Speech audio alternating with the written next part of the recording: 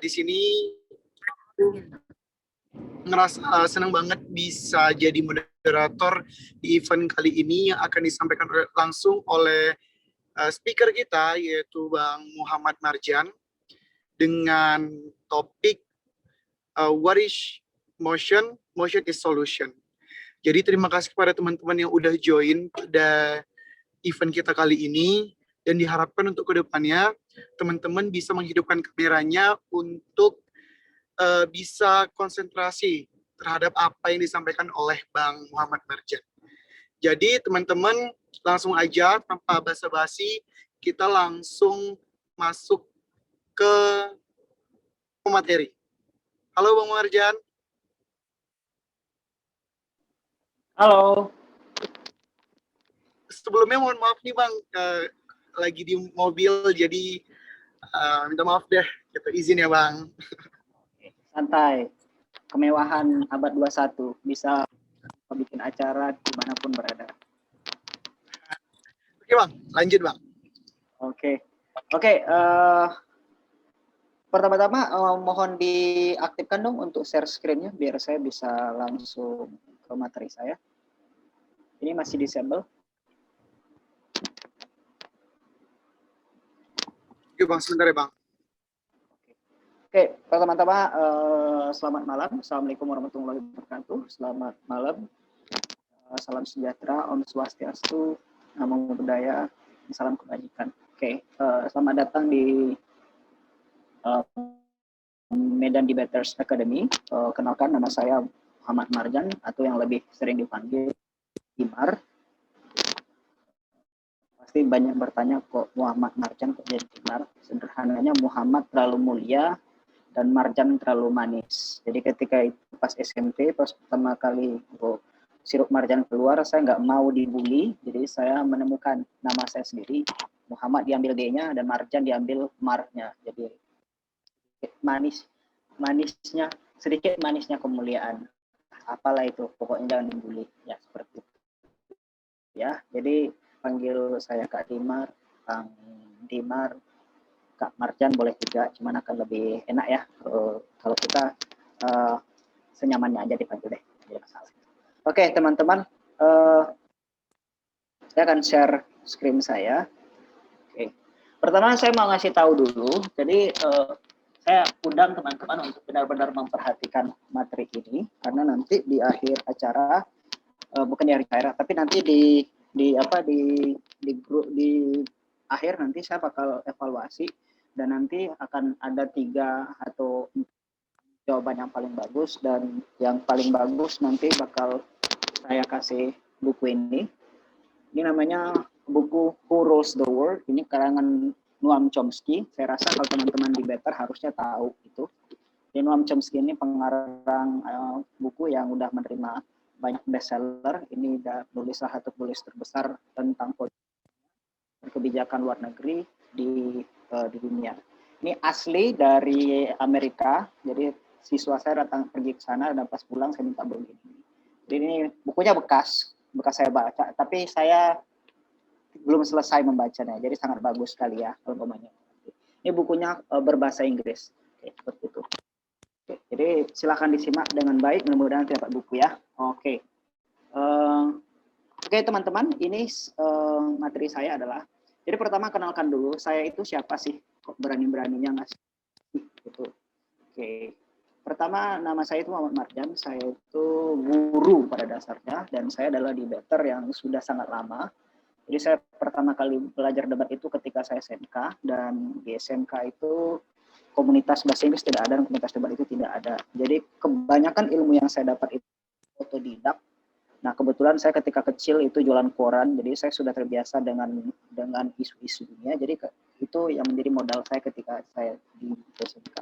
Ketika debat itu, di SMK tahu lah kan, siswa-siswanya itu adalah orang-orang yang kebanyakan tidak keterima di SMA, akhirnya ya udahlah daripada putus sekolah mendingan masuk SMA itu. Jadi kayak sumber dayanya itu sangat minim sekali. Jadi kebetulan saya itu pengen belajar bahasa Inggris, tapi saya tidak punya uang untuk beli kursus, bayar kursus, dan saya tidak punya buku dan segala hal. Jadi gimana biar saya bisa latihan bahasa Inggris? Ya udah, akhirnya saya membuat sebuah English Cup. Nah, jadi saya buat English Cup biar apa? Biar saya bisa latihan bahasa Inggris. Nah, dalam latihan English Cup ini ternyata terakhir adalah debat. Nah, disitulah kami belajar. Jadi ingat, apa yang akan saya share hari ini bukanlah materi yang wah. Materi yang saya kasih adalah materi yang di level apapun siswa Anda, siswa teman-teman, maka dia akan bisa mengerti debat, akan lebih gampang untuk berdebat. Buat teman-teman yang mungkin pelatih, mungkin materinya akan terlihat biasa aja, ya memang biasa aja, karena saya bukan mau menawarkan hal yang wah-wah, tapi metode ini, cara ini adalah cara yang saya buat, yang cara saya temukan ketika saya kuliah.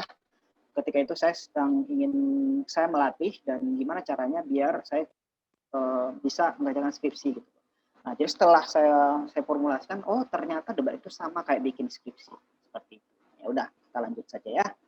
Jadi dengan pengalaman melatih saya sejauh ini, saya sudah melatih selama 12 tahun di banyak institusi dari universitas dan sekolah, universitas dan sekolah.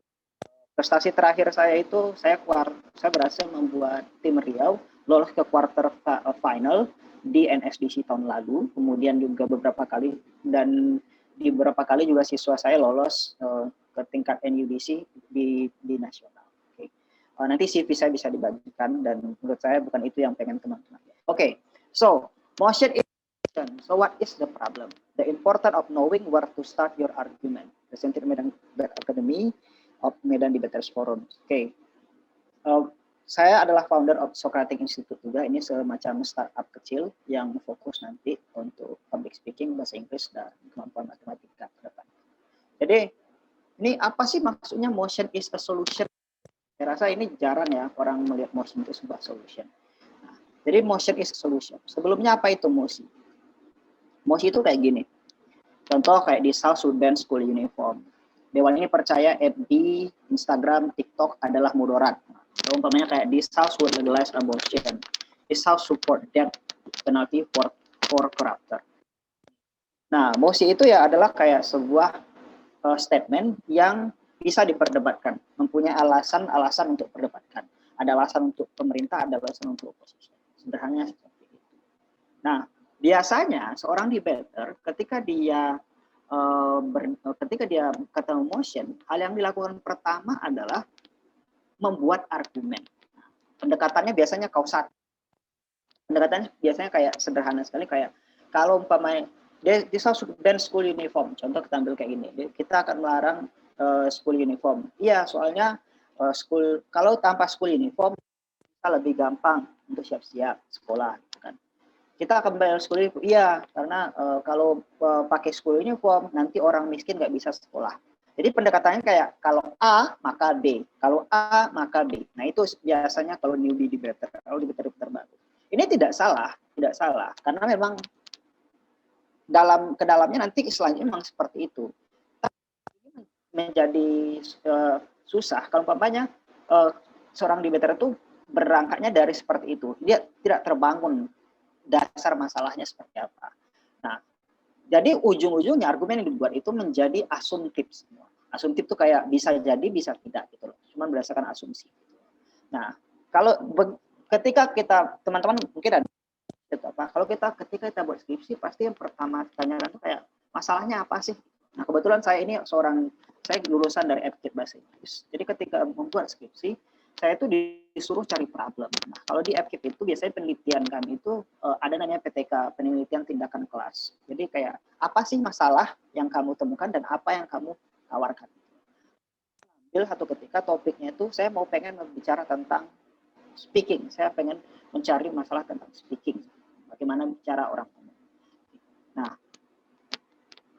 makanya pertanyaan pertama, emang masalah apa yang terkait tentang speaking yang kamu lihat? Nah, jadi ternyata masalah dulu dicari. Oke. Nah, apa yang dilakukan ketika dapat mosi?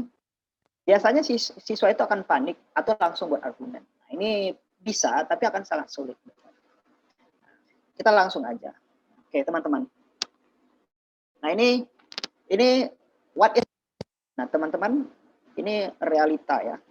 Reality. Ini ekspektasi. Oke. Nah, kalau teman-teman lihat di sini, ini kira-kira apa?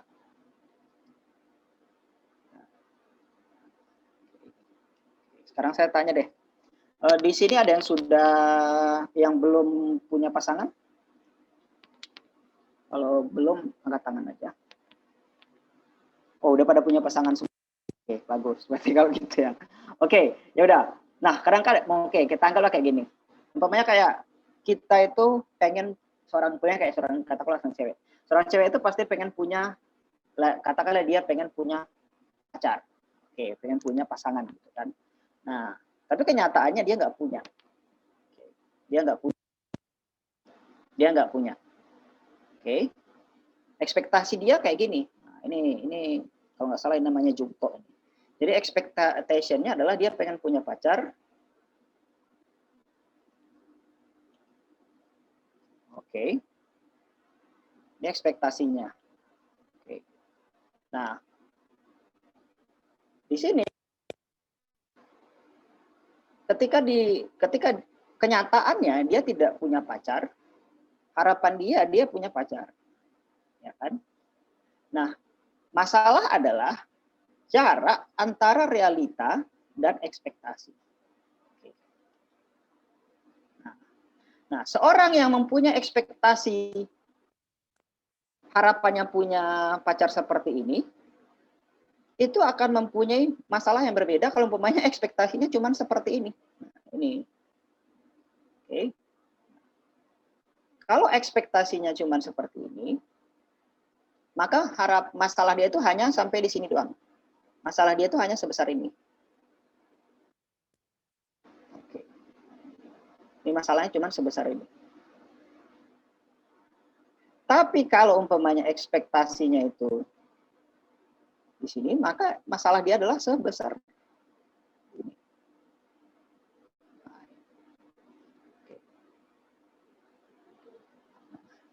Jadi apa itu? What is problem adalah jarak antara realita dan ekspektasi. Dan problem itu harus sesuatu yang real dan bisa diukur. Jadi sesuatu itu harus real dan bisa diukur. Jadi sesuatu yang benar-benar ada, nampak, dan bisa diukur. Kalau nggak ada, maka itu bukan problem. Ini bayangkan kalau umpamanya ekspektasinya lebih gila lagi. Dia nggak cuma pengen punya pasangan, tapi pengen satu personil boyband jadi pasangannya. Ini kan luar biasa nih. Apalagi kalau umpamanya dia pengen orang kayak gini juga yang setia. Kalau tuh umpamanya dia pengen yang banyak harta dan segala hal. Nah, semakin besar ekspektasi, maka semakin besarlah masalahnya. Nah, seperti itu. Selanjutnya. Nah, jadi tadi kan what motion is a solution. So what is a problem? Contoh, problem identification. Okay. Nah, solution itu di sini. Lisa should ban school uniform. Dewan ini percaya bahwa FB dan FG dan segala hal. Jadi solution itu letaknya di sini. Yang harus kita lakukan pertama adalah problemnya dulu. Mencari problemnya dulu. Jangan langsung buat argumen. Gimana caranya? Nah, problem itu mempunyai cause dan effect. Lanjutnya.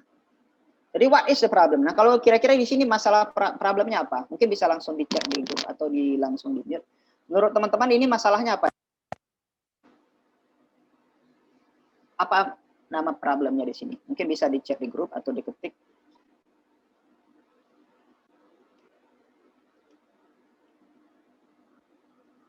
Kira-kira apa ya problemnya?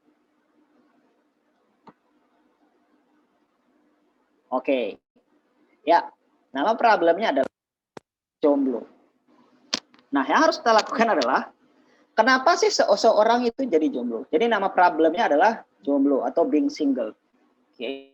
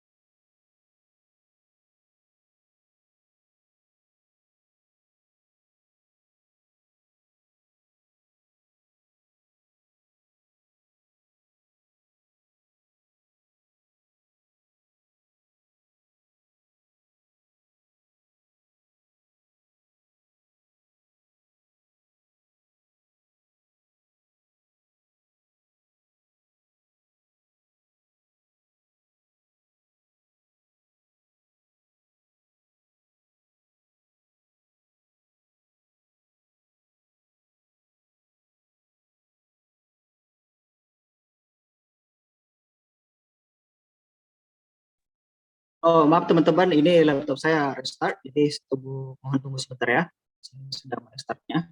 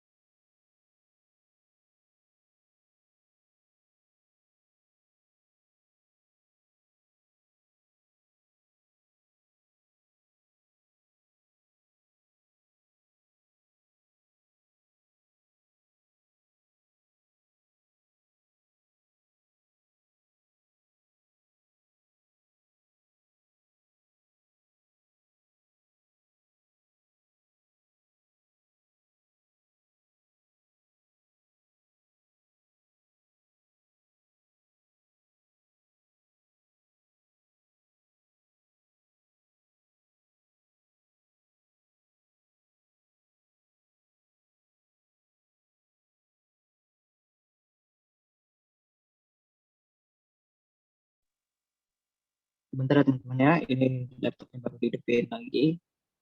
Oke.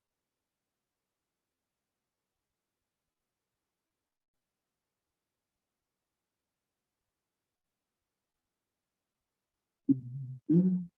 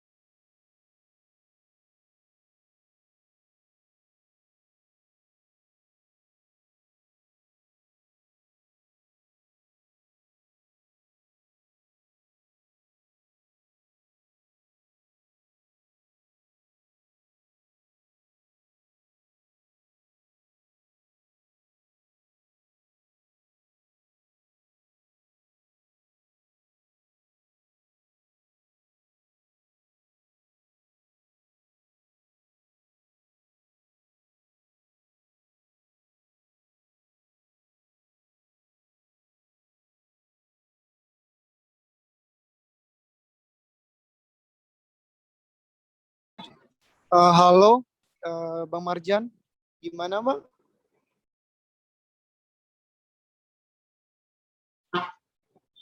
Oke guys, jadi mungkin Bang Marjannya lagi Halo ada guys. sedikit Halo. trouble. Oh ya, gimana nih Bang? Ini udah masuk nih, lagi lo masuk ke Zoom-nya. Oke, jadi teman-teman harap kondusif ya, mungkin tadi ada trouble sedikit. Oke, kita lanjut materi dari Bang Marjan. Bentar. Oke. Ya, oke. Sambil nunggu ya.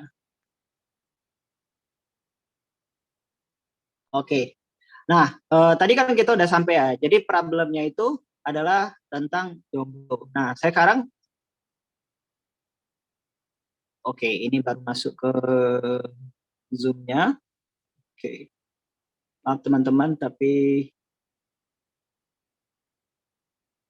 oke. Saya sudah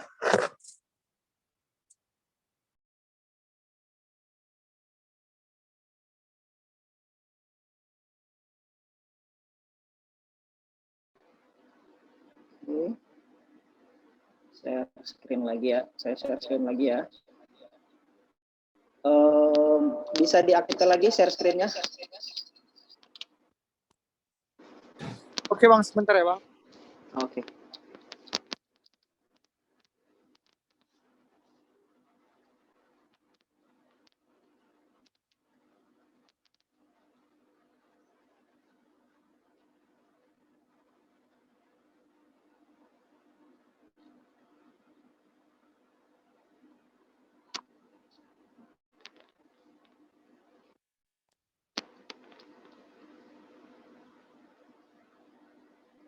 Oke. Oh, belum.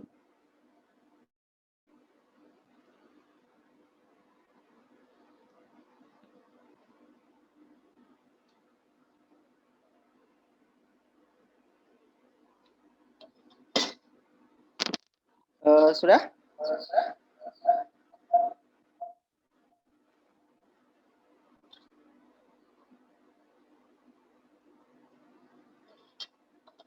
Sudah? Sebentar Bang, operator dari ruang meeting ini bukan saya, jadi saya konfirmasi dulu sama operatornya ya Bang. Sebentar Bang. Oh gitu. Oke, sebentar kalau kayak gitu.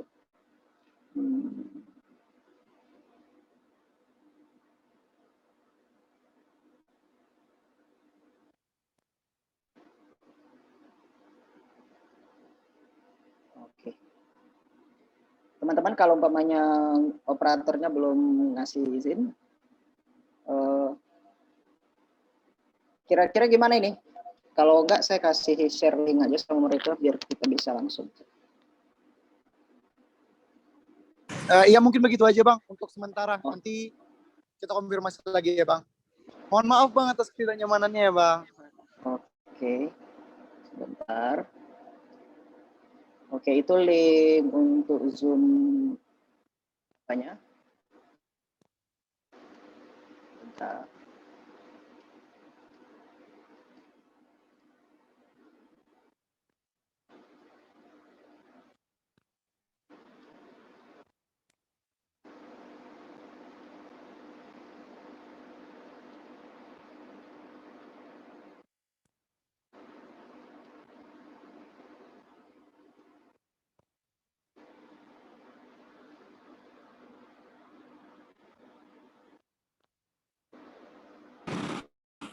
Sudah Bang, bisa langsung aja di share screen.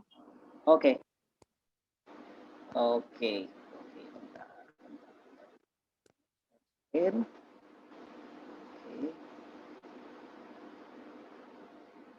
Masih disable ini.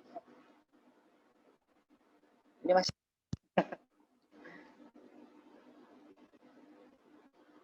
Ya udah, saya lanjut aja ya, teman-teman. Kalau umpamanya yang belum bisa nengok, silakan langsung ditengok aja di apanya.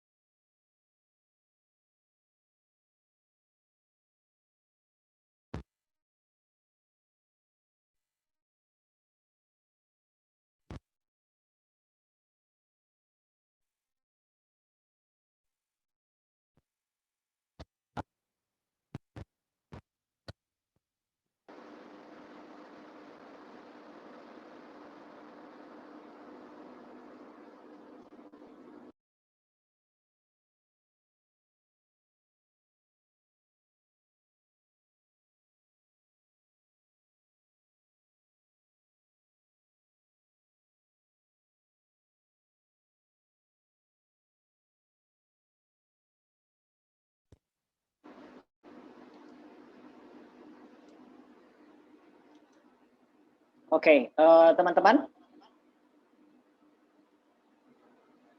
Halo teman-teman. Apa ntar saya share ya? Oke, ya udah kalau gitu kita pakai langsung Halo semua teman-teman, apakah suara saya kedengaran? Iya, sudah. Oke, udah. Ya udah, berarti bisa dilihat kan di share screen-nya ya. Oke. Sekarang saya langsung lanjut aja. Oke. Nah, oke, selanjutnya ini. Jadi ini kira-kira apa masalahnya?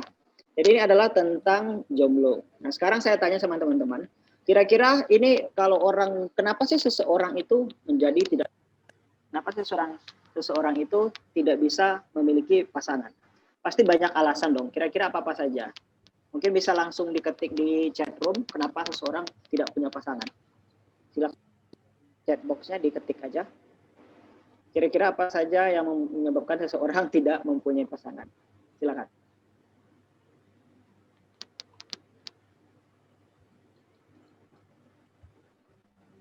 Ya, mungkin karena dia jelek, ya kan?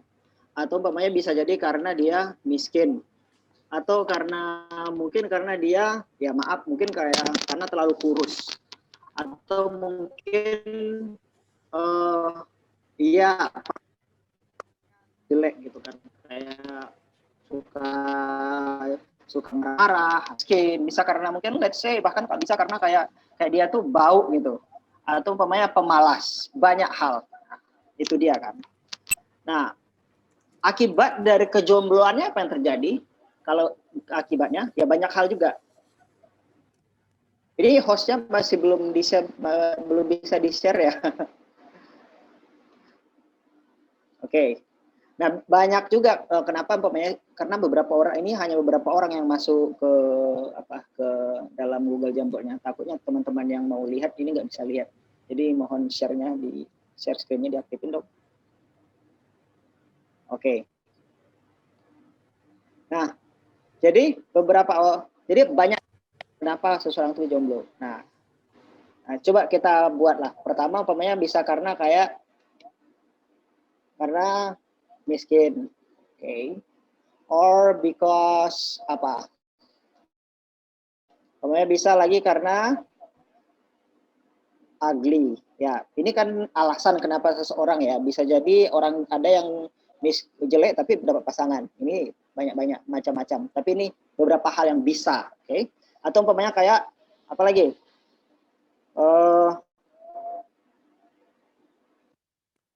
Stupid ya, karena kalian ternyata bego gitu, kayak bodoh gitu, orang nggak mau gitu kan, macam-macam. Atau lagi umpamanya karena kayak nggak bisa atau karena pemalu, macam-macam. Oke?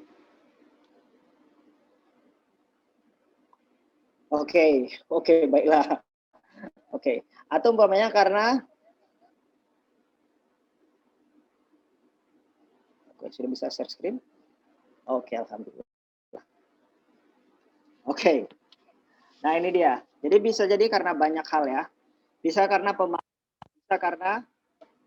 karena dia penyakitan. Ya, siapa coba yang mau punya pasangan yang penyakitan? Susah lah. Kalaupun ada yang suka ya kemungkinannya semakin kecil ya. Banyak. Oke.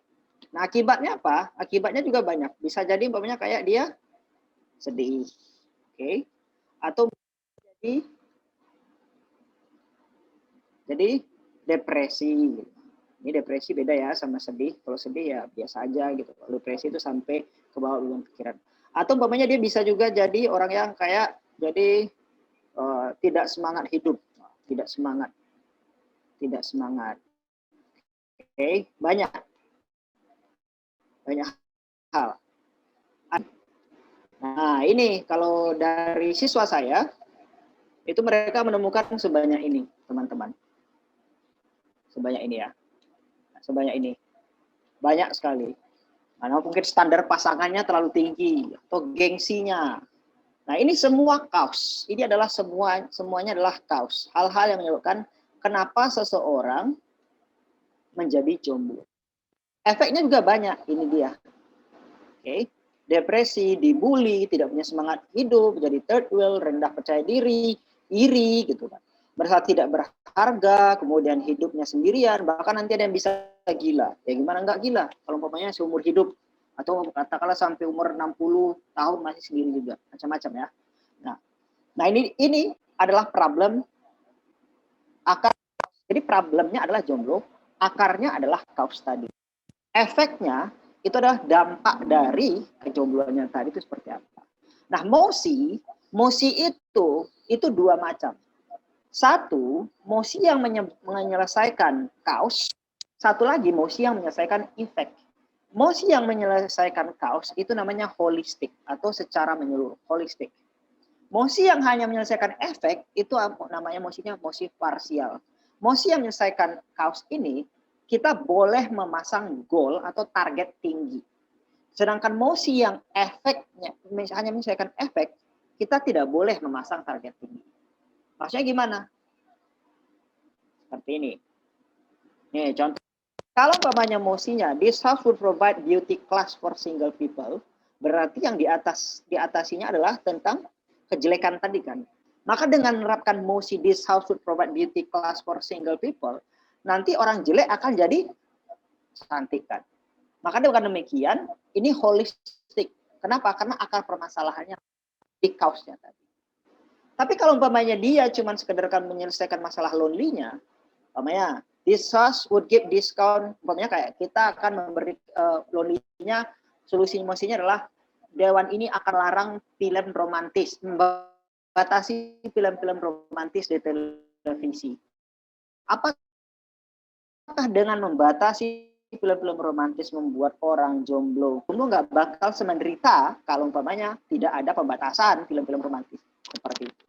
Nah, jadi ada antara cause dan ada efek. Jadi mosi itu ada holistik sama yang parsial. Nah, hubungannya gimana? Hubungannya dengan aktor yang akan melakukan mosi ini seperti itu. Oke.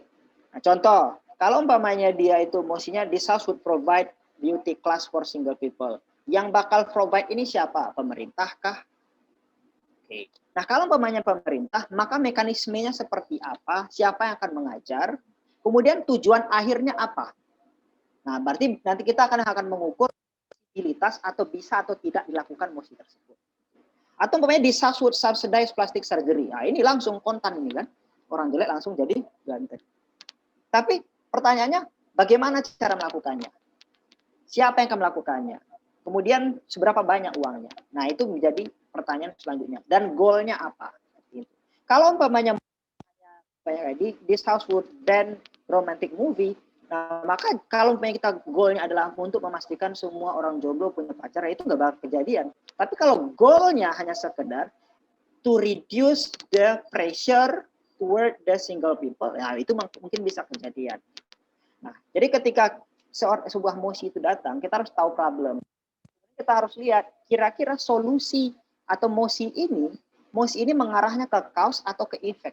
Kalau ke cause berarti holistik. Kalau holistik boleh pakai goalnya tinggi-tinggi. Sedangkan kalau dia cuma ke efek, kita nggak boleh pakai goalnya tinggi-tinggi. Kenapa? Karena nggak akan menyelesaikan masalah, akar permasalahan. Oke. Contoh, kalau yang cuma sekedar menyelesaikan efek, ini dia.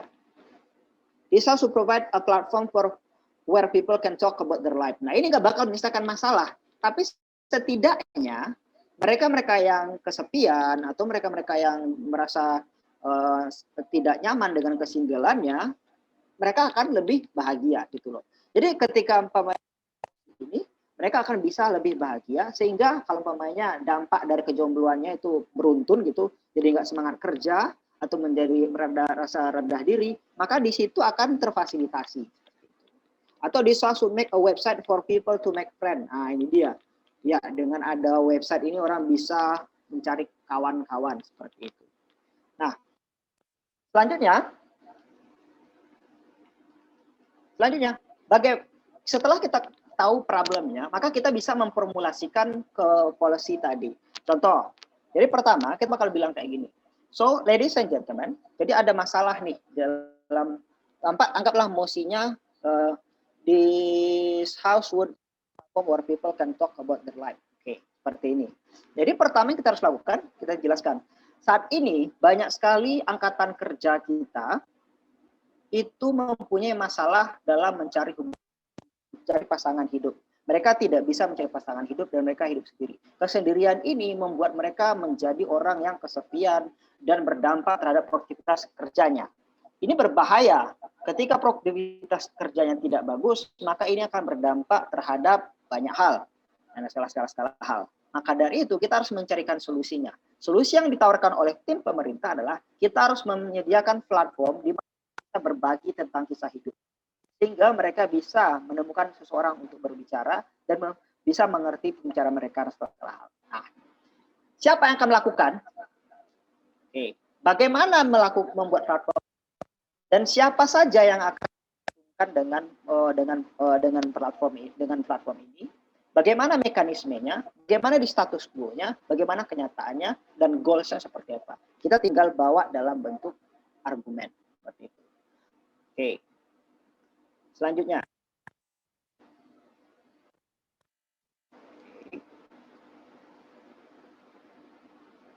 Oke, nah ini saya suka buat motion seperti ini. Nah, contoh ini ya. Jadi di satu ini motionnya motion klasik. This house would ban handphone at school. Oke. Nah, ini adalah motionnya. Sekarang kira-kira problemnya apa? Problem dari motion ini apa? Sesuatu yang nyata di sekolah. Jadi bayangkan seperti ini. Suatu pagi, kepala sekolah datang kayak gini. Bapak Ibu, mulai hari ini kita akan melarang penggunaan handphone di sekolah. Kira-kira apa yang ada di dalam pikiran kepala sekolah sampai dia pagi itu memutuskan terhadap sebuah masalah, solusinya adalah melarang handphone.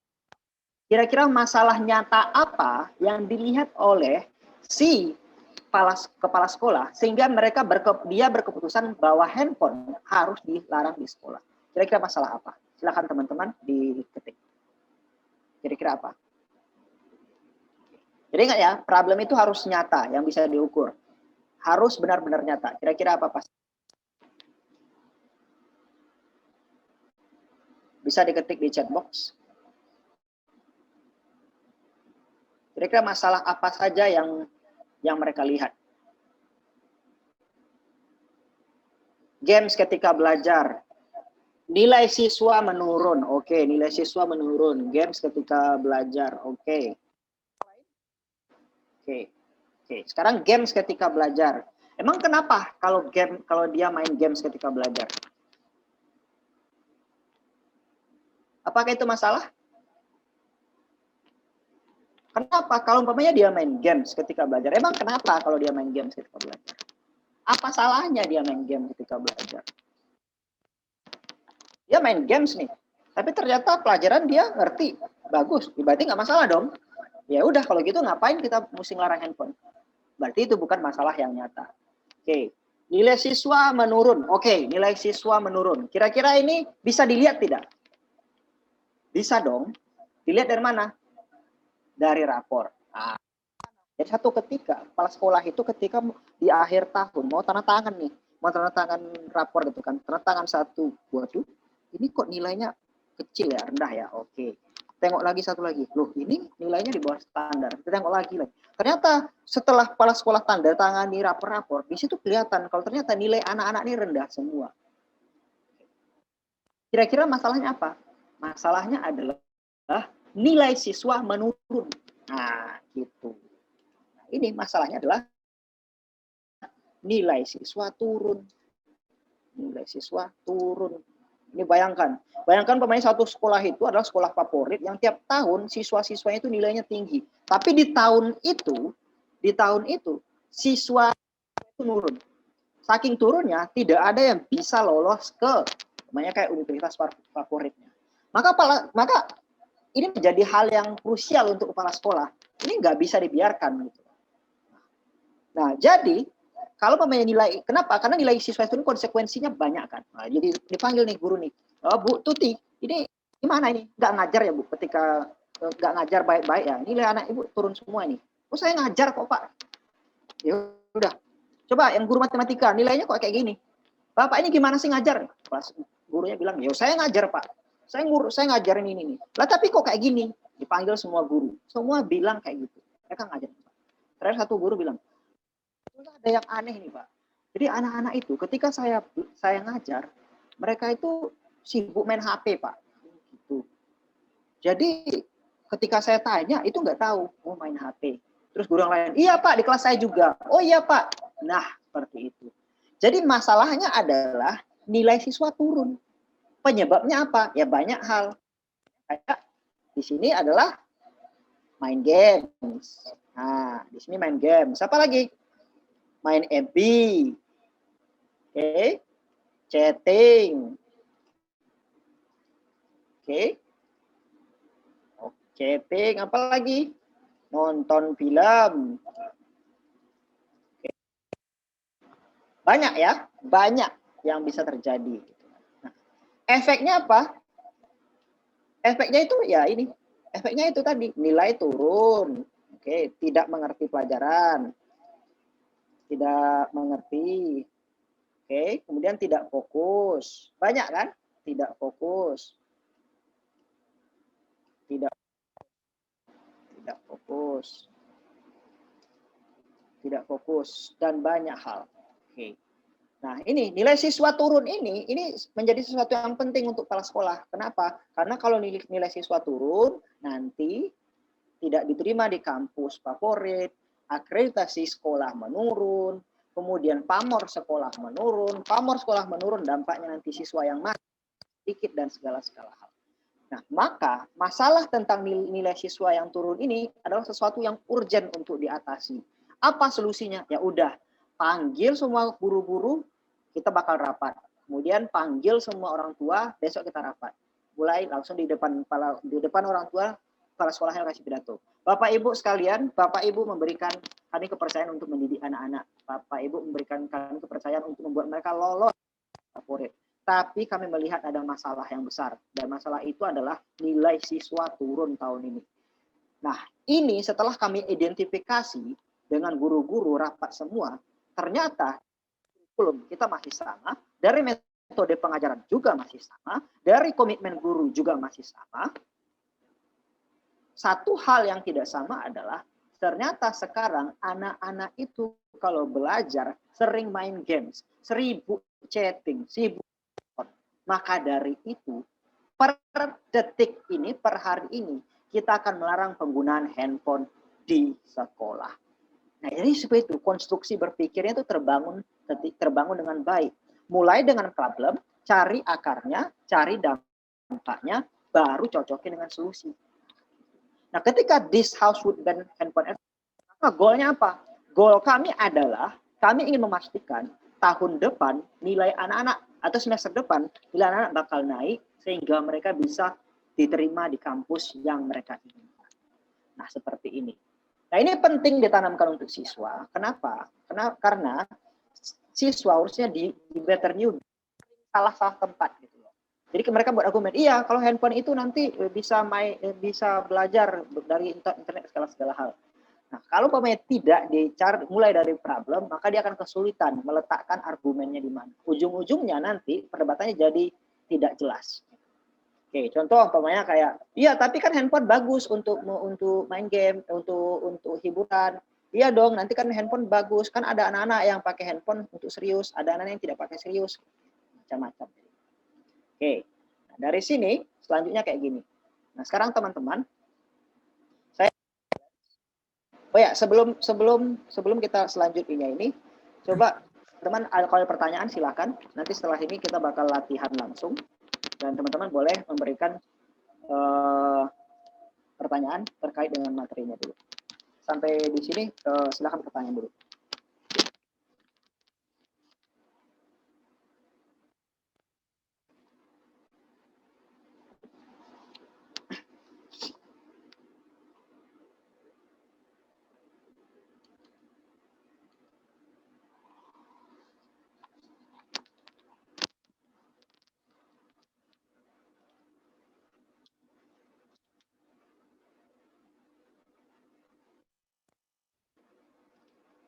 Oke.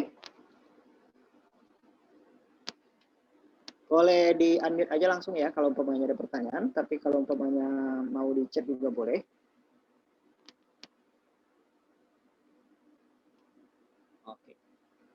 Oke, sepertinya belum ada pertanyaan, mungkin nanti. Ya udah, Kalau kita lanjut ke sini. Coba di sini. Oke. Nah ini mosinya adalah dewan ini akan mengakhiri monopoli. Nah kira-kira problemnya apa? Kemudian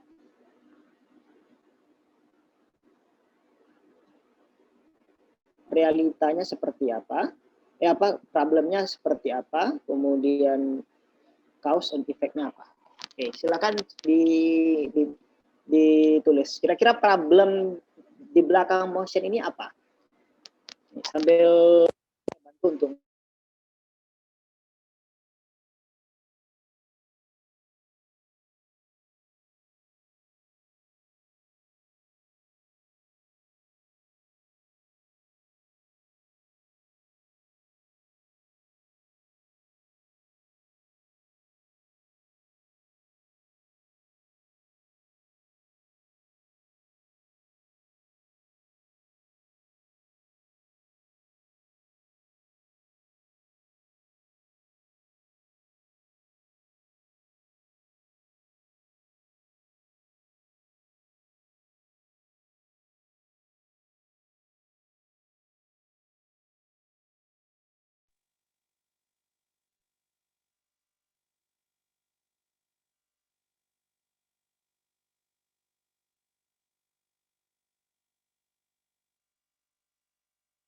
Halo teman-teman, laptop saya mati lagi.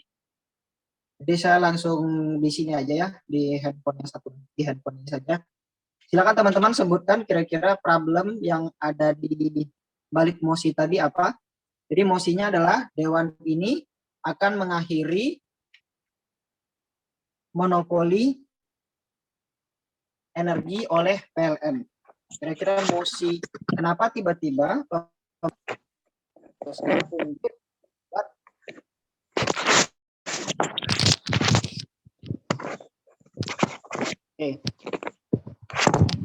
ya, halo teman-teman, sorry, laptop saya mati lagi, jadi saya langsung di handphone saja. Oke, ya teman-teman, jadi mosinya tadi adalah dewan ini akan mengakhiri monopoli monopoli energi oleh PLN. Nah, kira-kira problem yang ada di belakang mosi itu apa?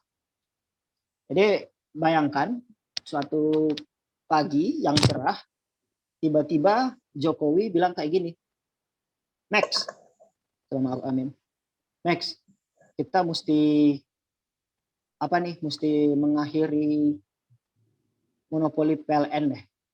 Hah, kok bisa? Kenapa? Emang masalahnya apa? Jadi nggak mungkin kan tiba-tiba Pak Jokowi bangun tidur, belum sarapan, tanpa ada apa-apa memutuskan untuk mengakhiri monopoli oleh PLN. Pasti ada sesuatu di baliknya. Nah, kira-kira apa sesuatu itu?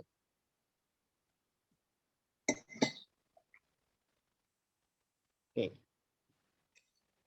Kira-kira apa sesuatu yang dipikiran Pak Jokowi? Coba ditulis apa saja yang kepikiran deh ketika mosinya itu dewan ini akan mengakhiri monopoli energi oleh PLN. Jadi monopoli energi ini maksudnya adalah sekarang kan kalau penguasa yang listrik itu hanya disediakan hanya oleh PLN. Jadi sumber energi listrik di negara kita kan cuma satu, yaitu PLN doang. Nah, sekarang akan diakhiri. Nah, seperti itu. Kira-kira apa masalah yang ada di balik mosi ini?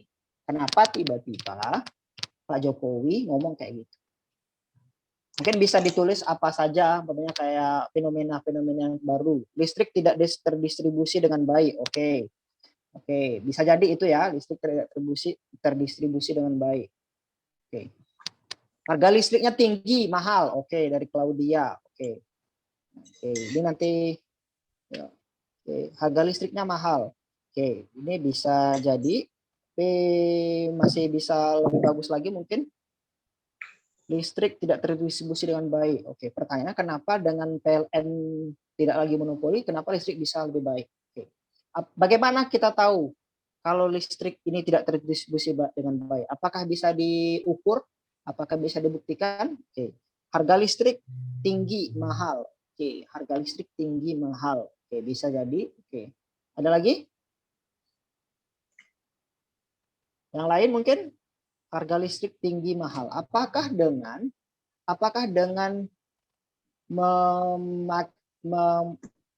ada energi terbarukan. Oke, bisa jadi. Oke. Listrik tidak terdistribusi dengan baik. Oke. Harga listrik yang tinggi dan mahal. Ada energi terbarukan. Belum sih, belum. Jadi ya kalau memangnya ada energi terbarukan ya kenapa harus tiba-tiba di PLN-nya yang diakhiri monopolinya? Apa masalahnya dengan PLN? Oke. Harga listrik yang tinggi dan mahal. Kalau memilih listriknya tinggi dan mahal, apakah dengan mematikan PLN, mengakhiri monopoli PLN akan membuat murah? Oke. Yang lain mungkin?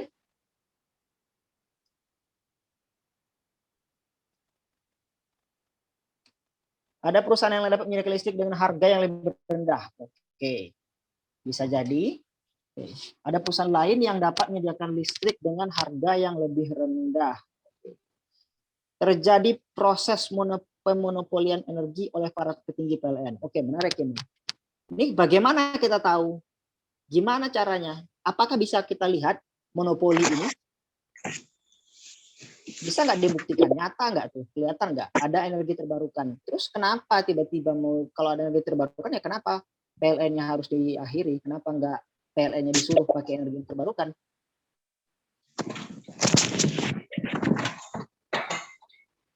Terjadi proses pemonopolian. Oke. Ini belum tepat nih, belum masalah lagi.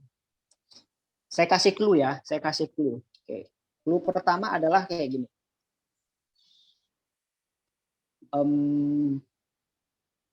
Populasi kita,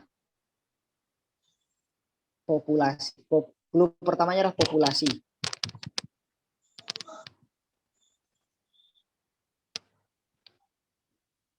Oke, clue keduanya adalah ekonomi.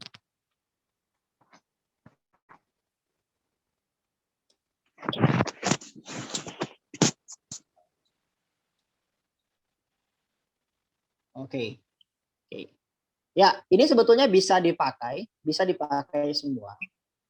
Mungkin ada umpamanya kayak terjadi proses monopoli energi oleh para petinggi PLN. Oke, ini bisa jadi masalah. Tapi kalau umpamanya mosinya seperti itu, maka banyak kemungkinan problemnya kan. Jadi yang jadi masalah di sini adalah satu, masalahnya itu, ini baru online lagi, luar biasa. Oke, masalahnya adalah kalau ketika mosi adalah dewan ini akan mengakhiri monopoli PLN, maka kita harus mencari masalah yang benar-benar besar yang cukup untuk mengakhiri, untuk justify motion ini. Maka problemnya bisa kita buat adalah krisis energi. Atau kita bisa kaitkan dengan supply dan demand. Ketika kita ngomongin krisis energi, maka masalahnya ini akan menjadi lebih besar ketimbang kita cuma bilang dewan ini akan mengakhiri monopoli, ketimbang kita cuma ngomongin kalau ada monopoli energi oleh PLN. Ya memang ada monopoli energi, tapi kenapa monopoli itu tidak boleh dilakukan gitu loh. Oke, kenapa monopoli itu tidak boleh dilakukan? Jadi yang lebih tepatnya adalah adanya krisis energi. Maka bentuk speech-nya seperti apa? Jadi pertama kayak gini. Dewan Juri yang terhormat, Indonesia itu mengalami pertumbuhan ekonomi yang sangat pesat sampai 2 digit. Dengan pertumbuhan ekonomi yang tinggi ini, maka kebutuhan akan energi juga semakin besar. Kedepannya, pertumbuhan ekonomi Indonesia akan terus tumbuh, sementara saat ini yang terjadi adalah sering terjadi supply yang tidak cukup. Akibatnya sering terjadi kayak pemutusan energi listrik, pemutusan atau pemadaman bergilir dan segala hal.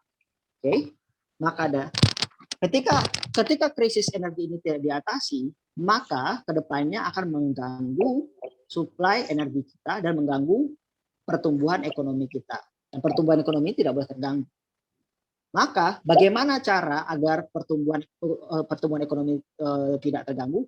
Kita harus memastikan supply ini cukup. Salah satu solusi yang kami tawarkan adalah kita harus mengakhiri monopoli PLN. Kenapa? Karena satu, PLN tidak mampu mensuplai. Jadi kita buat masalahnya itu besar untuk menjustifikasi adanya kebutuhan untuk sebuah mosi yang mau kita lakukan tadi.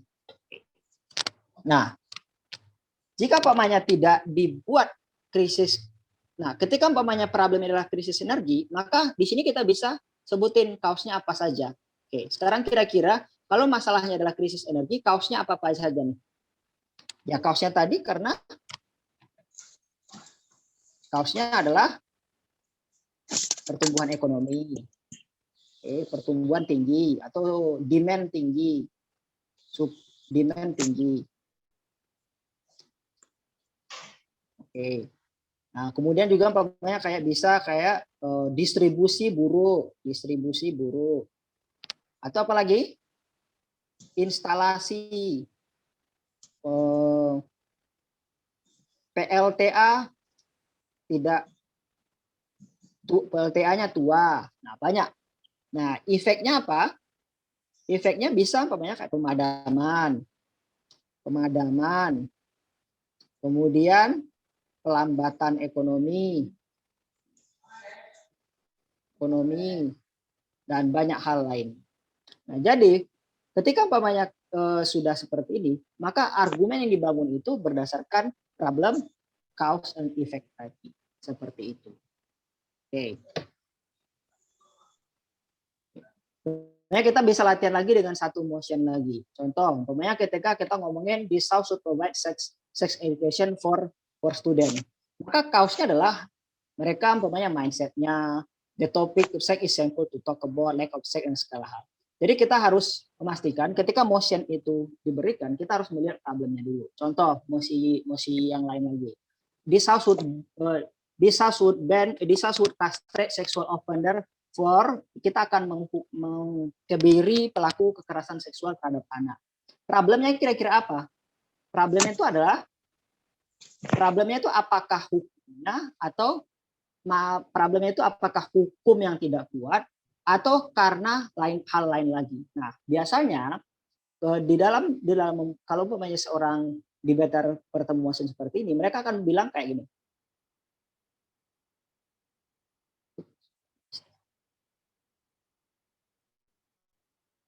Oke, kemarin kita sempat melakukan lomba debat. Jadi promosinya seperti ini. Dewan ini akan mengkebiri pelaku kekerasan seksual terhadap anak. Nah, problem yang sering dibuat oleh debater baru kayak gini. Iya, soalnya hukuman yang ada sekarang itu tidak menjerakan. Jadi problemnya adalah tidak ada kejeraan hukum. Padahal problem yang sebenarnya adalah problem yang lebih bagusnya dibuat adalah bagaimana sih situasi. Apakah problemnya itu tentang orang-orang yang tidak takut terhadap hukuman yang ada sekarang, atau problemnya adalah ketidaktahuan orang terhadap apa itu sexual harassment. Nah, jadi kalau umpamanya problemnya disebutkan problemnya adalah ketidaktahuan, kalau problemnya adalah dikatakan sebagai hukuman yang ada sekarang tidak menjerakan, maka pertanyaannya adalah apakah benar isunya tentang orang-orang yang sudah melakukan kekerasan seksual terhadap anak, kemudian ditangkap, kemudian dipenjara, kemudian mengulangi. Atau masalahnya adalah orang-orang yang pelaku kekerasan seksual terhadap anak ini adalah orang-orang yang terlalu gampang melakukan tindak kejahatannya. Nah, jadi kalau umpamanya mosinya seperti itu, maka yang pertama dicari adalah kira-kira di balik mosi ini masalah sebenarnya apa? Masalah sebenarnya adalah satu banyak ketidaktahuan masyarakat, khususnya anak-anak, tentang apa itu kekerasan seksual, sehingga ketika mereka menjadi korban, mereka tidak tahu, dan hanya ketahuan ketika mereka sudah menjadi korban yang cukup parah. Yang kedua, masalahnya apa lagi? Orang tua pun tidak pernah mengajarkan anak-anaknya apa itu sexual harassment. Nah, sekarang lihat mosi yang ditawarkan. Mosi yang ditawarkan adalah kita akan mengkastret sexual offender. Apakah dengan mengkastret atau mengkebiri pelaku seksual harassment akan membuat orang yang tidak tahu ini, si korban atau si anak-anak ini akan menjadi terselamatkan? Yang kejadiannya seperti yang terjadi adalah ketika kita melakukan castration atau kebiri, maka yang terjadi nanti anak-anak tetap tidak akan tahu, dan pelaku nanti masih bisa melakukan kejadiannya. Ya, perkara dia takut atau tidak itu lain hal. Tapi si anak itu tidak akan pernah tahu apa itu seksual. Jadi ketika umpamanya dilakukan kebiri ini, apa yang akan terjadi? Satu, mereka yang ingin melakukan kekerasan seksual terhadap anak akan tetap melakukan. Dan kalau umpamanya mereka takut dengan dikebiri, yang akan mereka lakukan apa? Mereka akan berupaya memperkosa atau melakukan kekerasan seksualnya, dan di saat yang sama juga akan memastikan tindak kejahatannya tidak diketahui orang. Jadi lebih berbahaya kan. Tujuan dari mosi itu apa? Tujuan dari mosi itu kita ingin memastikan anak-anak hidup di lingkungan yang aman. Tapi apakah lingkungan yang aman itu tercapai? Tidak. Kenapa? Karena akar permasalahan tingginya kekerasan seksual terhadap anak itu bukanlah tentang hukum. Karena kalau mempunyai masalah tentang hukum, so status quo ini sudah cukup. Kenapa? Karena di status quo umpamanya ketika Anda seorang pelaku kekerasan seksual terhadap anak, di penjara itu Anda tidak hanya dikurung, tapi seisi penjara menghukum Anda, memukuli Anda, bahkan sampai memperkosa Anda, bahkan sampai kalau di Brasil itu beberapa kasus kayak pelaku kekerasan seksual itu ditusuk dengan benda keras ke lubang duburnya kalau di penjara. Apakah itu tidak mengerikan? Dan ketika itu terjadi, apakah mereka mengulangi? Tidak. Mereka nggak ada mengulangi. Jadi isunya itu bukan tentang pelaku yang tidak takut untuk melakukan, tapi adalah gampangnya anak-anak menjadi korban. Kenapa? Karena dari sekolah, dari rumah, dari masyarakat, itu tidak memberitahukan apa itu kekerasan seksual. Mereka tidak pernah tahu apa yang harus dilakukan kalau seseorang menyentuh tanganmu, menyentuh kepalamu, menyentuh kakimu, menyentuh tubuhmu. Mereka tidak pernah tahu itu. Dan orang-orang yang punya kecenderungan ini mempunyai keleluasaan untuk melakukan itu. Nah, seperti itu. Jadi, problem identification adalah memastikan kalau ketika membuat argumen, kita harus menemukan apa yang jadi masalah, apa yang jadi kausnya, apa efeknya, kemudian cocokkan dengan emosi. Seperti itu. Ketika umpamanya mosinya tidak cocok, maka kita harus memodifikasi goal kita. Contoh, kalau umpamanya mosinya this house would provide sex education at school, maka problemnya pasti tentang masalah tentang banyaknya sexual harassment. Tapi goal kita apa? Goal kita adalah untuk memperkecil terjadinya kekerasan seksual terhadap anak. Kalau umpamanya emosinya, this house would castrate sexual offender whose victims are underage, maka goalnya adalah memastikan pelaku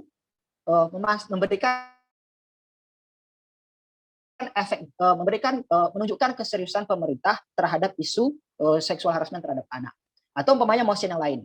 Kalau umpamanya mosinya this house would ban cigarette advertisement. Berarti ini masalahnya adalah tentang tingginya angka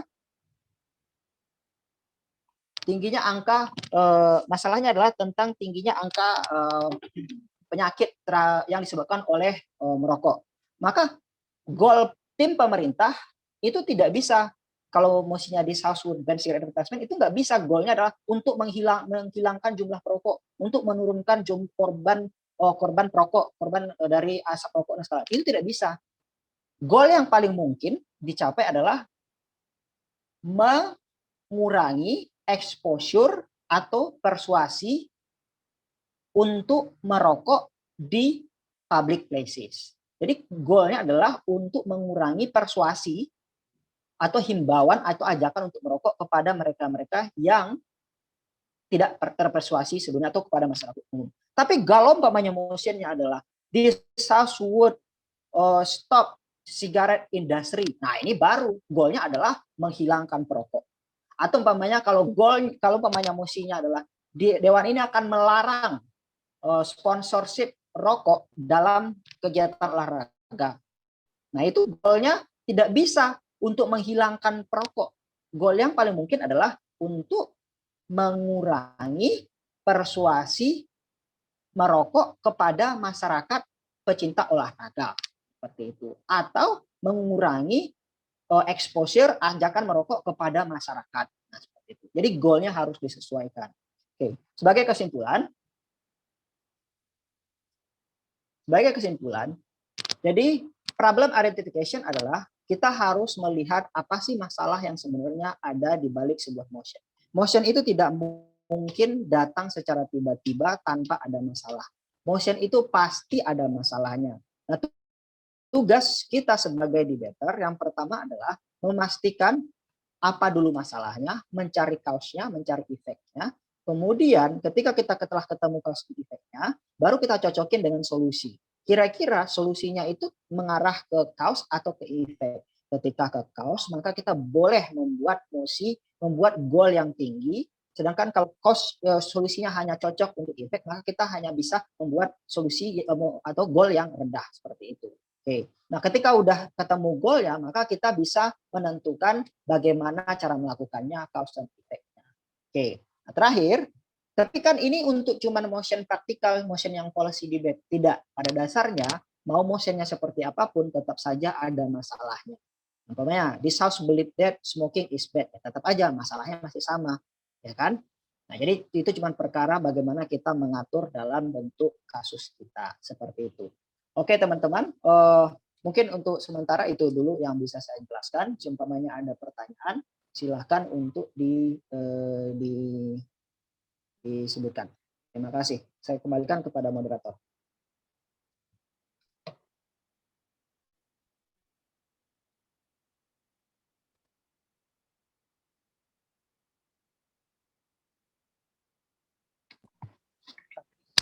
Baik, kepada teman-teman yang memiliki pertanyaan, silakan aja langsung ke kolom chat.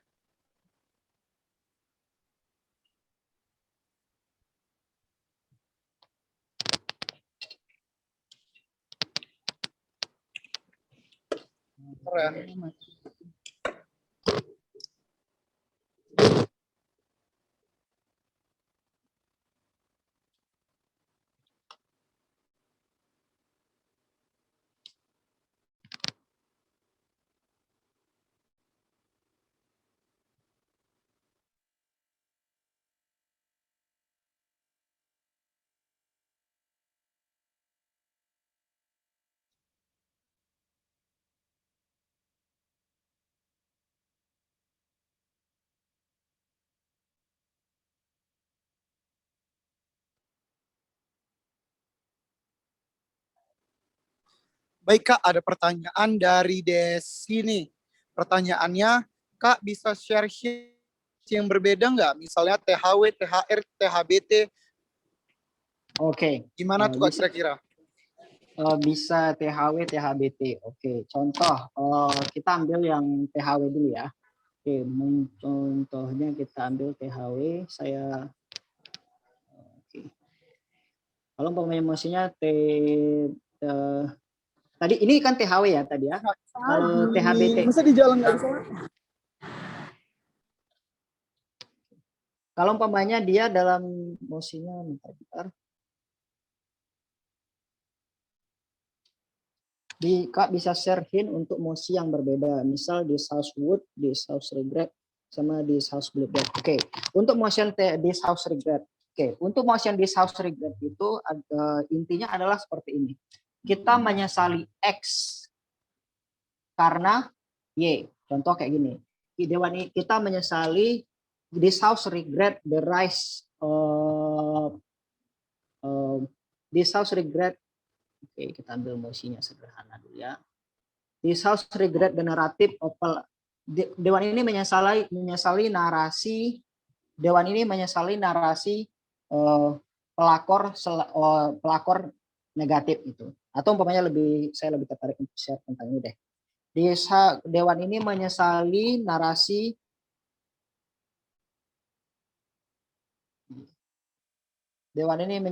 narasi pelakor selalu negatif. Oke. Nah, jadi yang harus kita lakukan pertama ketika dia di motion di South Secret adalah sebetulnya apa sih yang terjadi ketika di South Regret the narrative Dewan ini menyesali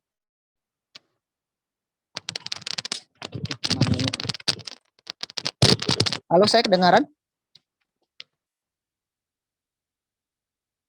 Kedengaran nggak? Halo? Oke, sorry. Oke, saya share screen ya. Nggak bisa share screen lagi.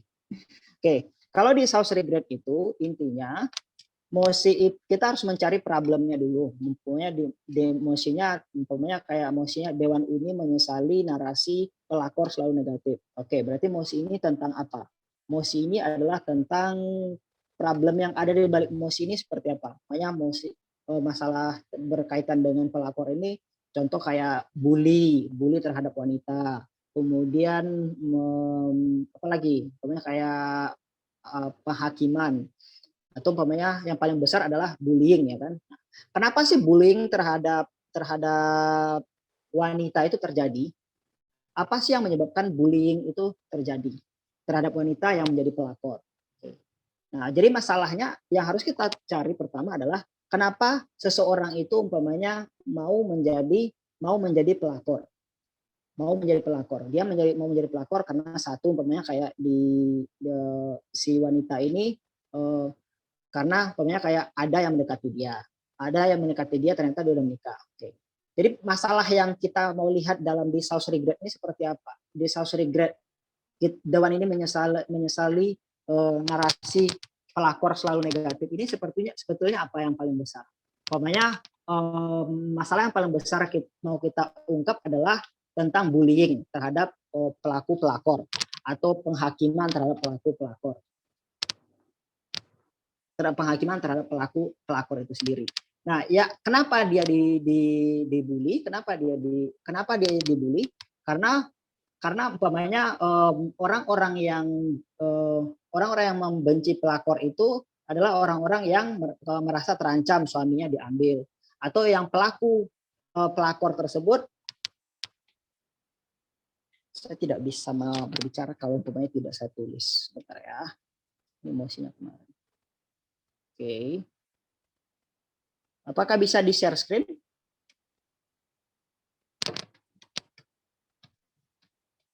Bisa mati lagi laptopnya, ya Allah. Oke. This house regret, untuk this house regret tadi ya. Nah, problem apa sih yang ada di balik dari Dewan ini menyesali narasi pelakor sebagai selalu negatif? Pertama, apa yang terjadi, masalah besar apa yang terjadi di balik pelakor ini? Contoh penghakiman terhadap perempuan. Kenapa mereka dihakimi? Mereka dianggap sebagai pengganggu laki orang, mereka menggoda orang, mereka mengambil perusak rumah tangga dan segala hal. Tapi kenapa sih dia mau jadi pelakor umpamanya? Kenapa sih dia mau jadi pelakor? Ya karena banyak hal. Umpamanya kayak karena memang ada kesempatan, ada permintaan, atau umpamanya dia mempunyai masalah ekonomi, atau memang karena tuntutan dari kondisi di masyarakat itu sendiri. Umpamanya di masyarakat itu jumlah lelaki terbatas. Ya, jadi dia mau tidak mau ya harus persaingan semakin tinggi. Gitu. Nah, jadi yang harus kita buktikan adalah kenapa sih narasi dari pelakor ini itu pantas untuk disesali. Kenapa? Karena narasi ini dampaknya seperti apa saja. Efek dari narasi ini seperti apa? Nah, dampak dari pelakor dianggap selalu negatif, namanya kayak terjadi bullying, kemudian wanita selalu menjadi korban, wanita menjadi dianggap sebagai sosok yang selalu menjadi pengganggu di rumah tangga orang. Tapi apakah itu benar atau tidak? Itu harus dijelaskan oleh tim pemerintah kan. Nah, cara yang harus ditemukan oleh tim pemerintah adalah Satu, tim pemerintah itu harus membuktikan kenapa pada akhirnya keberadaan narasi ini justru menjadi bahaya untuk perempuan gitu. Kenapa? Karena ternyata perempuan yang menjadi pelakor itu tidak selamanya negatif. Contoh, dia menjadi dia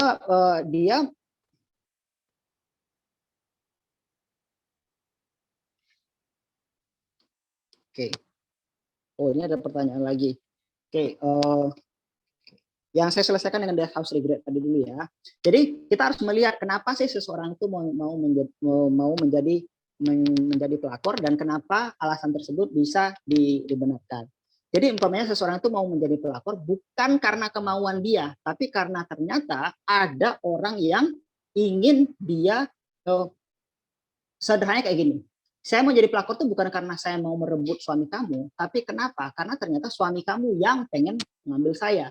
Nah, pertanyaannya kenapa suaminya mau? Ya bisa saja umpamanya kayak suaminya itu tidak bahagia dengan si pasangan yang sekarang. Nah, pertanyaannya apakah hak suami itu menjadi sesuatu yang lebih rendah daripada hak si perempuan tadi? Kalau umpamanya kayak tujuan dari menikah itu umpamanya kayak adalah untuk mencapai kebahagiaan. Ternyata dengan pasangan yang ada tidak bahagia. Ya solusinya apa? Ya solusinya harus mencari pasangan yang lain. Nah kalau kayak gitu berarti kenapa seseorang dianggap pelakor itu bukan karena salah perempuan tadi, tapi karena ternyata lelaki tersebut juga membutuhkan kebahagiaan dan kebahagiaannya tidak tercapai dalam pernikahan. Kalau umpamanya di Mosi, di South Believe Dead, ya sama, itu kurang lebih sama. Umpamanya kayak Dewan ini percaya bahwa sponsorship rokok di event olahraga adalah sesuatu yang merugikan. Ya udah, berarti masalahnya masih tetap sama. Masalahnya adalah tingginya angka perokok, tingginya anggaran yang dihabiskan untuk menanggulangi penyakit merokok. Nah, itu tetap saja sama seperti itu. Jadi tinggal dirubah saja bentuk argumennya. Kalau umpamanya di Southwood kita fokus bagaimana bisa melakukannya. Kalau umpamanya di South Blueberry kita fokus menjelaskan hal-hal yang menjadi negatif. Masih belum paham Bang Marjan dengan kata apa yang Abang bilang kalau motionnya lebih ke cost, kita bisa buat goal lebih tinggi. Goal yang lebih tinggi itu gimana Bang? Oke. Mosi, kita ambil mosinya tentang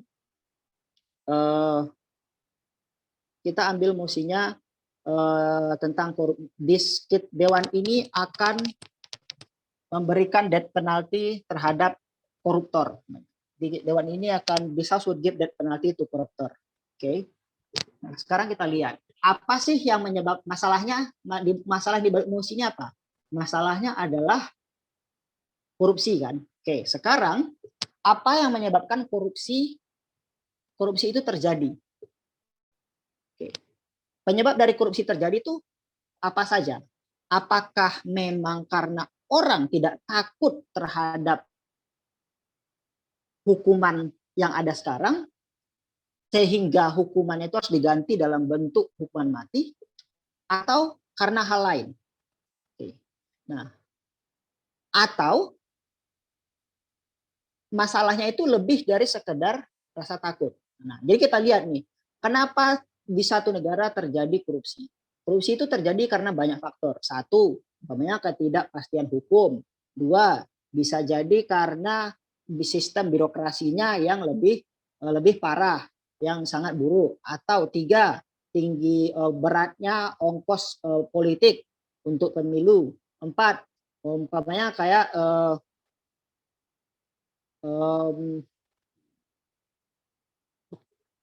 sistem tadi pertama karena hukumannya sangat rendah. Oke, sekarang kita lihat apakah benar hukuman korupsi, apakah benar hukuman yang sekarang itu tidak menjerakan. Nah, itu harus dibuktikan dulu kan. Nah, kalau umpamanya kita memberikan hukuman mati kepada koruptor, maka yang terjadi adalah apakah itu akan membuat orang takut? Ya, orang akan takut. Tapi kalau ternyata penyebab yang lainnya umpamanya kayak birokrasinya yang buruk. Kalau birokrasinya masih buruk, maka yang terjadi apa?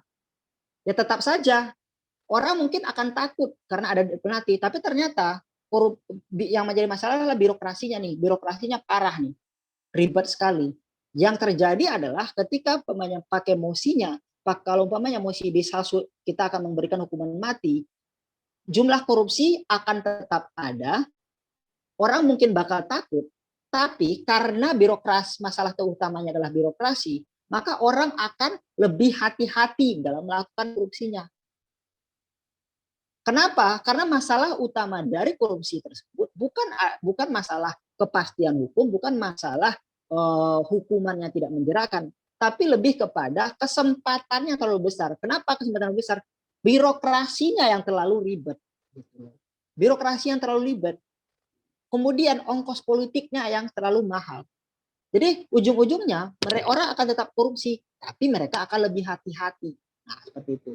Nah, kalau umpamanya tadi kaosnya, kalau umpamanya kita ambil problemnya adalah problem kita akan hukum mati koruptor. Kita akan menghukum mati koruptor. Kenapa? Karena saat ini hukum yang ada tidak bagus. Tim opposition dengan gampang bilang, hukum sekarang bagus kok. Hukum sekarang bagus kok kalau dimasukkan ke penjara. Masalah utamanya itu adalah birokrasinya. Ketika birokrasinya tidak diperbaiki, maka orang akan secara gampang melakukan korupsi juga. Tapi saat ini mereka akan lebih hati-hati, tidak akan selesai.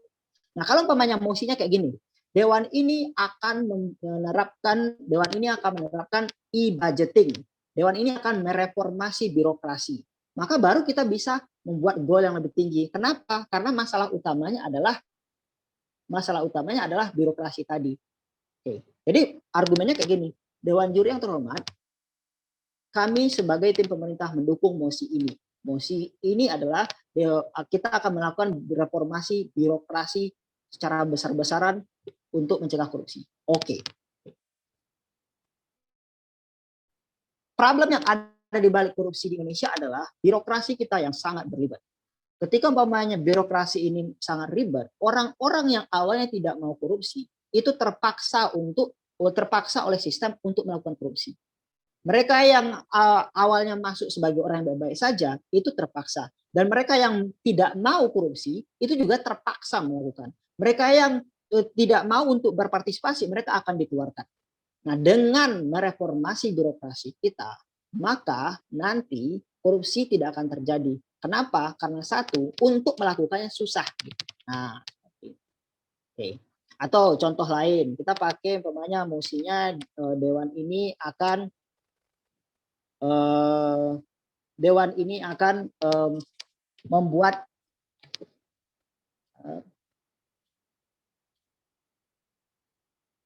this house would set minimum income to have babies. Oke. Nah, ini problemnya apa? Problemnya adalah there are too many homeless children. Oke. Kita akan memberikan batas minimal income untuk memiliki anak. Jadi kalau umpamanya penghasilannya kurang, nggak boleh punya anak. Oke. Nah, ini masalahnya adalah terlalu banyak anak atau overpopulation. Oke. Karena masalahnya adalah overpopulation. Nah, dengan kalau umpamanya mosinya di set minimum income, apakah itu akan membuat orang tidak memiliki anak banyak? Oh iya dong. Kenapa? Karena ternyata kausnya adalah satu. Kenapa sih? Satu ada karena kemiskinan. Jadi orang yang miskin itu mereka miskin, jadi tidak bisa menghasilkan uang kalau umpamanya hanya bekerja sendiri. Atau umpamanya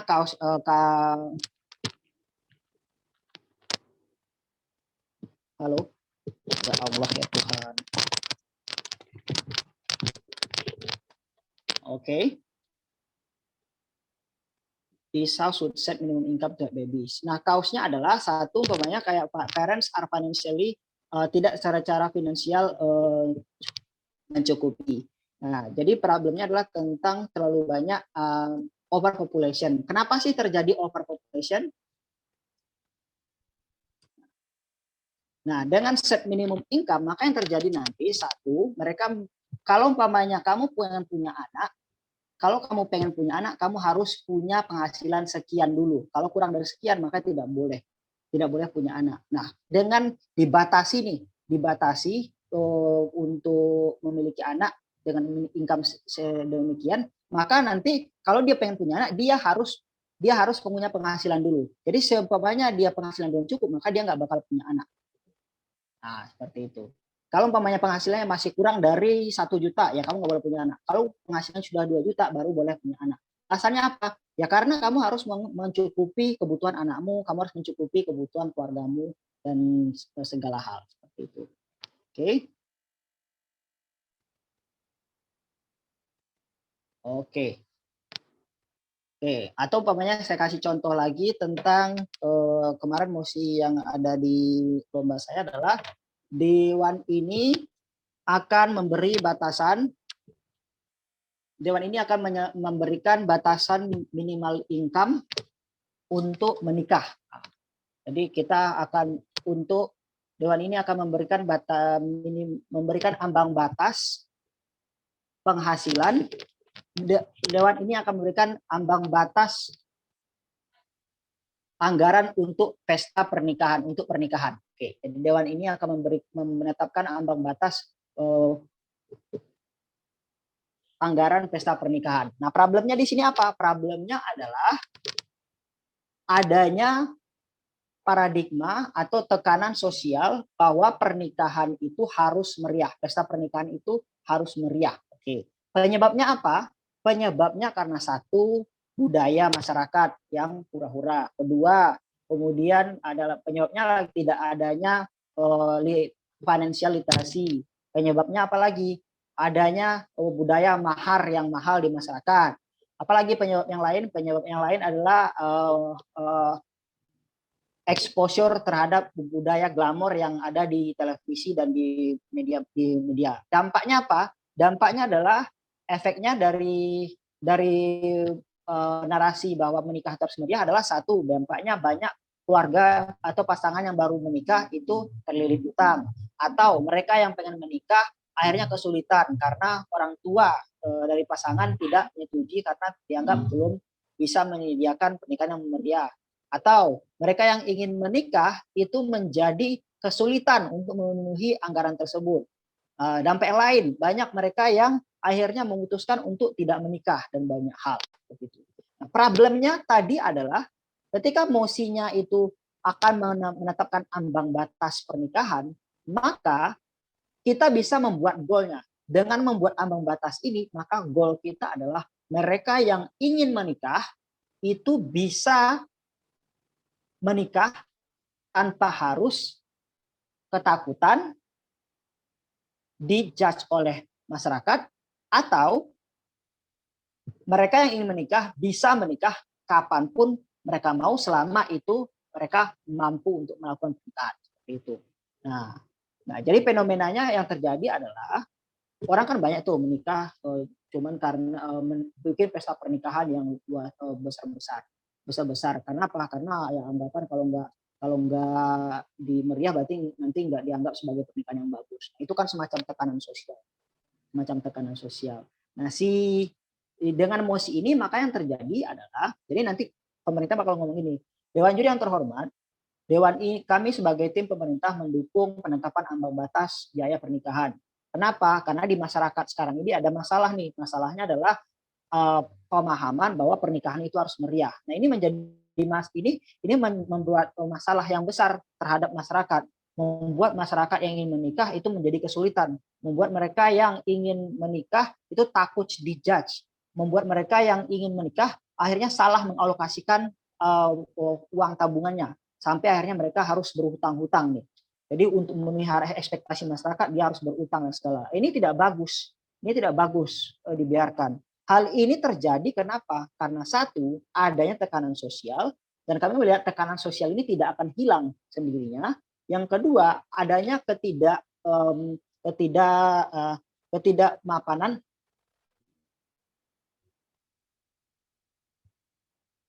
adanya ketidaktahuan bagaimana menganggarkan biaya pernikahan. Nah, pemerintah harus turun tangan nih untuk mengatasi isu masalah tentang paradigma masyarakat yang salah tentang biaya pernikahan ini. Dan kami melihat ini harus pemerintah yang turun tangan. Kenapa? Karena satu, kita harus memastikan masyarakat itu tidak menjadi korban dari stigma masyarakat. Yang kedua, kita sudah mengedukasi masyarakat tapi ternyata tidak berhasil. Dan korban-korbannya ini adalah mereka-mereka yang ingin menikah dan terhalangi karena adanya paradigma ini. Nah, seperti itu jadinya. Oke. Oke, teman-teman. Saya minta maaf, ini presentasi saya menjadi terkendala karena ada bolak-balik laptop saya mati. Jika ada pertanyaan, silakan.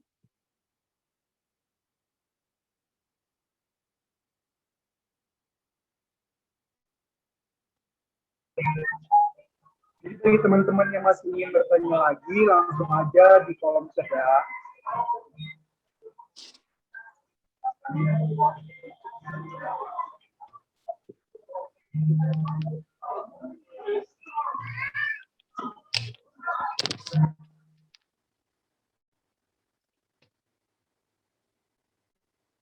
Oke, terakhir mungkin kita bakal ini ya, bakal share ini tadi yang menjawab itu ada satu, siapa namanya? Saya bakal bikin ini, bikin wheel, spinning wheel-nya.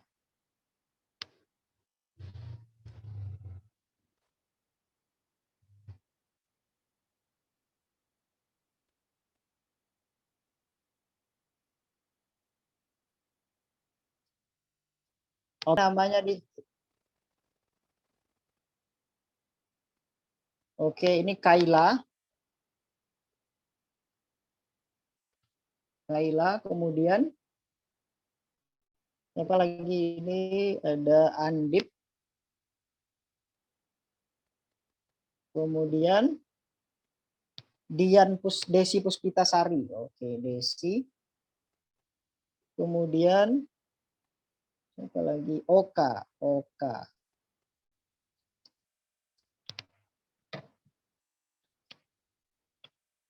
Oka. Oke. Oke, jadi ini Mbak Kayla, Mbak Oka.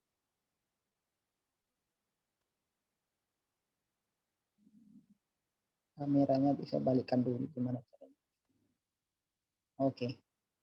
Ini tadi sesuai janji saya, kita bakal spin ya, dan siapa yang dapat ini nanti bakal saya dapat buku ini.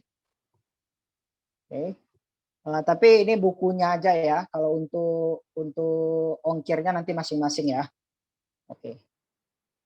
Oke. Kebetulan saya di Pekanbaru, jadi nanti kalau mau kirim ke Medan kayaknya nggak bakal susah. 1, 2, 3. Oke.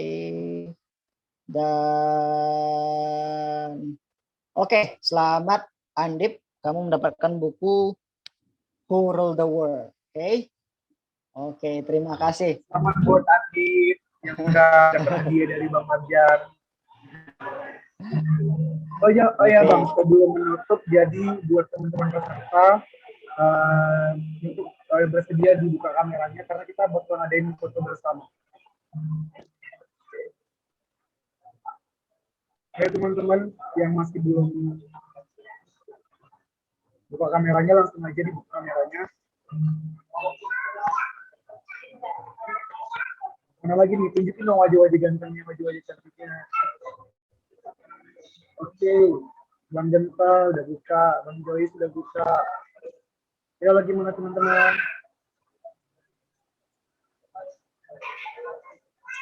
Oke, mungkin kepada saudara Stephanie sebagai operator gimana? Udah ready untuk foto sesi bersama? Nah ya, Claudi sama Andi boleh dibuka nggak kameranya? Oke, baik, yang masih belum dibuka ya dibuka. Oke Kak, Stephanie langsung bisa aja. Oke. Sesuai instruksi ya. 1, 2, 3. Oke. Gimana Kak Stephanie? Aman? Oke. Jadi teman-teman, terima kasih banyak yang udah mendengarkan materi-materi dari Bang Marjan tadi. Terima kasih, semoga materi-materi yang diberikan bisa dapat ilmunya, bisa diterapkan nantinya, dan semoga nantinya event-event debat juga bisa diterapkan. Terima kasih sudah berpartisipasi pada event kali ini. semoga aja teman-teman bisa ikut event-event yang lain, dan jangan lupa follow media sosial dari Lembaga Medan Debaters School, yaitu Medan Debaters. Dan terima kasih untuk partisipasinya kali ini. Terima kasih semuanya.